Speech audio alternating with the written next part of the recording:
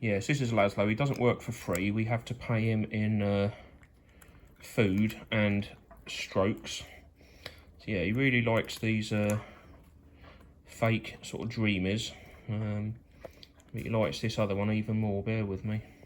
Yeah, so this is the Tasty Lick from Aldi. He can't get enough of this, and it actually smells just like chicken soup. So he loves this. Obviously, this is what we pay him for his company.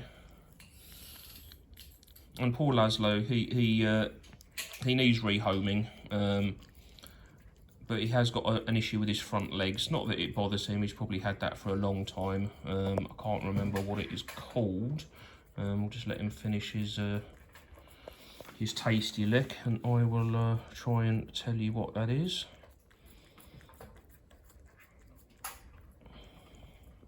Oh, I think he's done with his Tasty Lick. Bear with me.